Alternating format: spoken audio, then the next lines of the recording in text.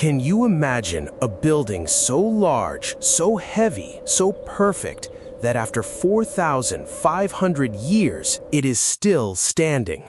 No cracks, no collapse, no falling stones.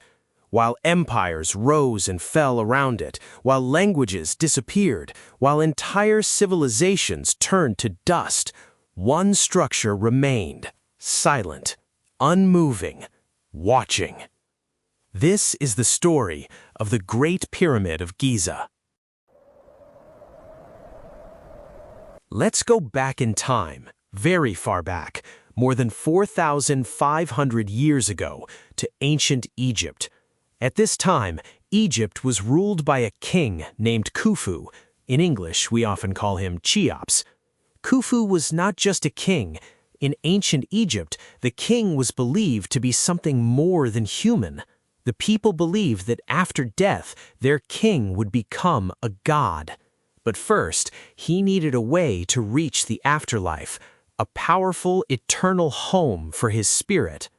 So Khufu made a decision that would change history forever. He decided to build a tomb, not just any tomb, the largest, most perfect tomb the world had ever seen.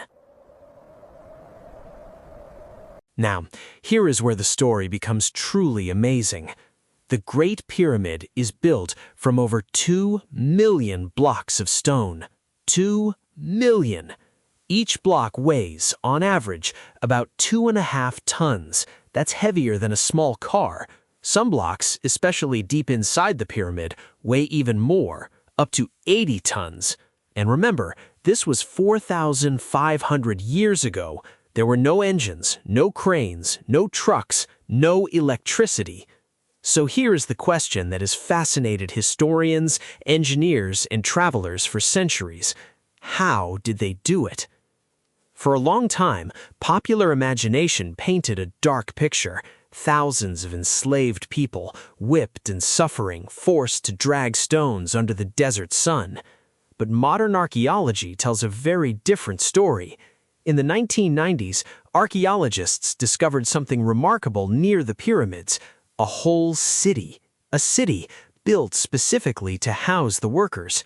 Inside, they found bakeries, breweries for beer, medical areas where broken bones had been carefully healed, evidence of good nutrition, meat, bread, and beer every single day.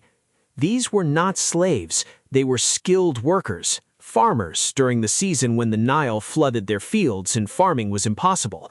In exchange for their labor, they received food, shelter, and medical care. Some of them even left messages inside the pyramid, proud messages naming their work teams, names like Friends of Khufu and Drunkards of Menkaure. Yes, ancient Egyptian construction workers had a sense of humor. They were proud of what they were building, and honestly, they had every reason to be. Let's talk about precision, because this is where the story becomes almost unbelievable. The 4 sides of the pyramid are aligned to the 4 directions, north, south, east, and west, with an accuracy of a fraction of 1 degree. Modern engineers, using satellites and lasers, cannot easily explain how ancient builders achieved this level of precision using nothing but the sun, the stars, and simple tools. The base of the pyramid is almost perfectly level. The difference between the highest and lowest points of the foundation is smaller than the width of your hand, across a base as wide as 10 football fields. How did they move stones weighing several tons over long distances without modern machines? Historians believe workers used wooden sledges. They poured water on the sand in front of the sledge, which made it easier to slide, a technique actually shown in an ancient Egyptian painting discovered in a tomb. For lifting stones higher and higher as the pyramid grew, the most accepted theory involves large ramps, long sloped paths of packed earth and stone, allowing workers to pull the heavy blocks upward level by level. It took an estimated 20 years to complete the entire structure. 20 years, millions of stones, extraordinary precision. And they did it all without modern technology, using nothing but human intelligence, teamwork, and determination. Even after thousands of years of study, the Great Pyramid still keeps secrets. Deep inside, there are narrow passages and hidden chambers, some so small that only a robot can fit through them. In 2017, scientists used a special technology similar to the ones used to study the inside of volcanoes to look through solid stone without touching it. What they found surprised everyone: a massive hidden space above the main hallway, larger than a passenger airplane. Nobody knows for certain why it's there or what it was built for. Some believe it helped balance the weight of the stones above. Others believe it may lead to a chamber we haven't discovered yet. For now, it remains one more mystery, sealed inside a monument that has already kept its secrets for 45 centuries. When the Great Pyramid was completed, it became one of the 7 wonders of the ancient world. But here is something remarkable. It is the only one of those 7 wonders still standing today. The Hanging Gardens of Babylon? Gone. The Lighthouse of Alexandria? Gone. The Colossus of Rhodes? Gone. But the Great Pyramid remains. Think about everything that has happened since it was built. The pyramid was already over 2,000 years old when Julius Caesar and Cleopatra walked in its shadow.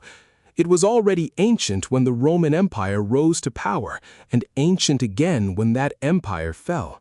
It watched the birth and death of countless kingdoms, languages, and beliefs, and it is still here, still standing, still whole. Today, millions of people travel from every corner of the world just to stand beside the Great Pyramid, to touch its stones, to look up and feel for a moment impossibly small. Scientists continue to study it. New technology like cosmic ray imaging has even revealed hidden spaces inside the pyramid that we still don't fully understand. After 45 centuries, the Great Pyramid still holds secrets. And maybe that is the most beautiful part of this story.